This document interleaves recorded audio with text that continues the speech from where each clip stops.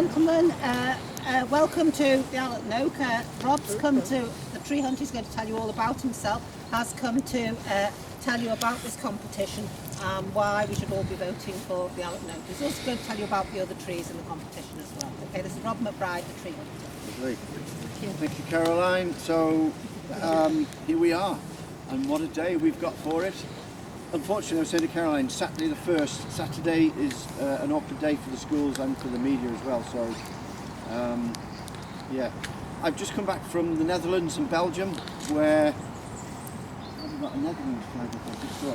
I try and take as many flags as I can when I go around, but I don't usually take that one with me, because that's all I have, the bag for like 4 weeks travelling, so I have to economise, and that's too big. I've got a very large Belgian flag, which I've dipped as well for this.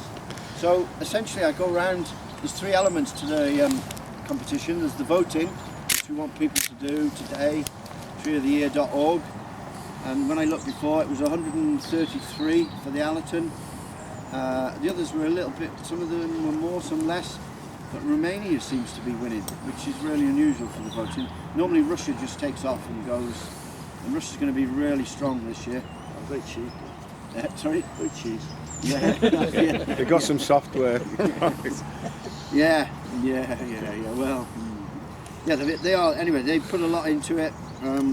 Last year's winner, Hungary.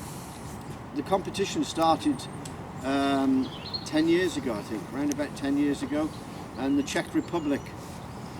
Anybody know the Czech flag? I normally like to ask the kids which flag's which. Who can point to the Czech flag? Anybody can see it? You know that one? Yeah. So I'm there next week. They invented the contest in their own country 15 or 17 years ago now, Tree of the Year. And then the guy who invented it a few years later, they got Romania and Hungary, and so it's like a core group of countries in that Central European area.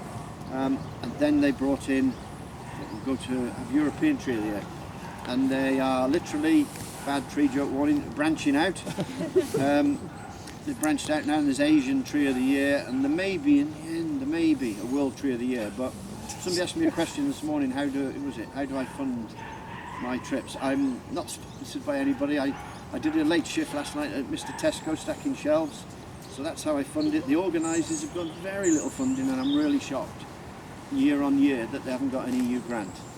I don't know the ins and outs of that, but I know they're very pushed for money.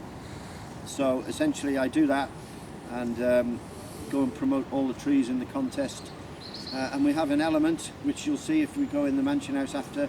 Fantastic tree art, I should say tremendous tree art. The kids have done a fantastic job, and somebody standing here at the back there, Caroline, and her helpers, her team, have put a lot of work in, and what you see is that the Woodland Trust have organised a contest.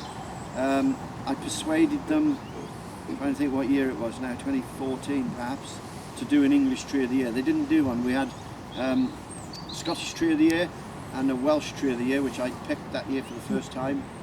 And then for 2 years I was pushing them, I think it was 2 years, to do an English tree, and this is where we're at. So it's really great.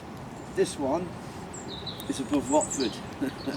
Yes. It was the only northern tree in there, so I'm really chuffed, because I live in Shropshire, so it's only an hour for me. There's been quite a few southern-based trees, but the major oak, saying that, the major oak was in Nottingham, but that was always going to be a winner, because that's one of the most well-known trees in the world, Robin Hood's tree. So I'll just quickly show you some photos.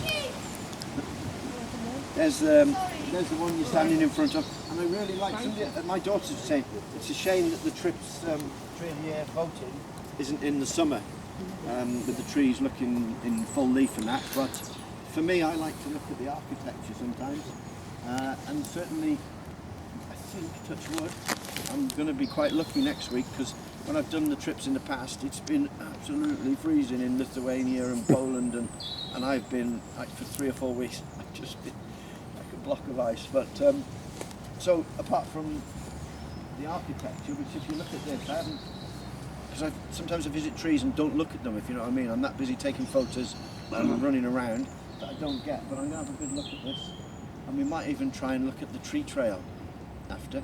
there was an old 1960s tree trail around this park, and if the kids, if it was a school day and there was a group of kids, I was going to get them to use their phone. There's an app called Tickle, T-I-C-L, which you can just stand in front of a tree, take a photo, GPSes it, and you put the story, this is the blah blah blah, and then you walk down there and do that, and you've created a tree trail around this park in 2 hours or less. And then you have a big, on the app, if you go, say they're 2 miles away and they want to come Allerton Oak, and it just points you a big arrow and you follow it. So there's all that kind of stuff we do with the kids. Special needs groups in Hungary last year, they were so chuffed to be able to create a tree trail, and that was the winning tree, the almond tree in Hungary. So I'll whiz through these anyway. I'm going tomorrow quite early. I'll be back down that road over there, I hope. I've got a problem with my car at the moment, so a friend of mine's getting up at 4 a.m. to take me, and I'm going to Poland, and they've got an elderberry tree. Really nice little one, I'm looking forward to that. Then I go to the Czech Republic, and that, apparently we can't get to the tree because it's in a reservoir, but we can get to a bridge, but I really want to try and get to that. It's a very, you'll see it on the website, but it's a very nice fir, really nice location, very dramatic. Looks like a bonsai really, you know, you get a bonsai tree. Sorb tree in Slovakia. Yeah, I wasn't really sure what, I'm not a tree expert, I must say. I'm an ex-software engineer who was a burnt-out software engineer 14 years ago. So some of the trees I go, I don't know what that is, I'm not really sure. Hungary, the Hungarians do well. They do very well. They've been doing the contest for quite a few years, but they give their municipalities, like so Liverpool City Council would have 1 or 2 people, one full-time, promoting the tree. So it's a different emphasis. And I was thinking of that coming here today. In Wales I do quite a lot of work, and the biggest, largest county in Wales is Powys. It's massive, massive county. And there's no tree officer. And we keep losing. We lost a 1,000-year-old tree. Larger than that, for the sake of 500 quid or something. We lost 1,000 years history. And you can see the council here, you know, they're protecting the tree, they're mulching it, so we still don't protect our ancient trees in the UK. They've got no protection. Legally, none. Tree preservation order is a slight bit of protection. Doing a good job there.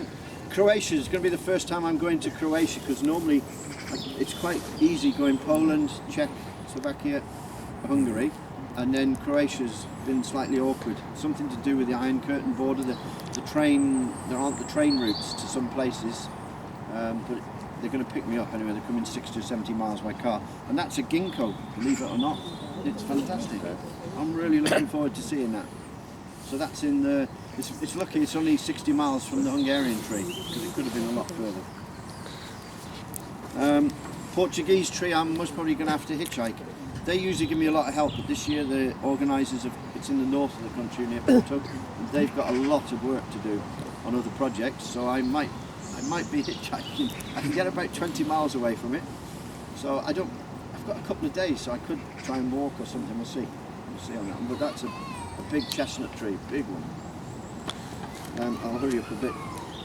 Spain is a spectacular oak tree with a hole hollowed out like these trees do. And when you see a tree hollowed out like that, it's its strategy for survival. It's not a bad thing, it's really good. Then we've got, I'm finishing my trip at the French tree near, my wife's always wanted to go to Carcassonne, and sadly I'm going to go there on my own. It's close to Toulouse and Carcassonne, so I'm going to end up there. And I've even booked an extra day of rest so I can go and see the castle walls, the town walls. Bulgaria, I'm not visiting Bulgaria this year sadly, but they've got, their trees are usually very interesting with folk, you know, the traditional dress, they get dressed like this. And this one I wanted to go, this is near Cork in Ireland, the yew tree in Ireland. Again, it's at Blarney Castle estate. Don't know yet. I've got a 10-day gap, so I'm trying to work out if I can squeeze in that trip. And that one is where I should have been in 5 days this week, but I had to cancel it. The Russian tree is in a part of Russia I've never heard of as a country or state called Kalmykia, and it's majority Buddhist, and there's nothing for miles except this tree, so it's like a temple, and I really wanted to go to that, but in the end it was funds and time really. I better show you them because that one's in the lead at the moment. That's the Romanian tree, not a Remainer tree. Sorry, Romanian tree. I was going to mention that. So that's doing very well. Don't know why it's got so many votes yet. I haven't worked that one out. And there's the Italian tree in Brindisi, right down the south. I would have liked to, perhaps, I don't know, it looks okay. And the Belgium tree was sort of okay. Okay, that was nice. It's got a good story, and there was a little shrine. A lot of the trees have religious shrines to them across Europe.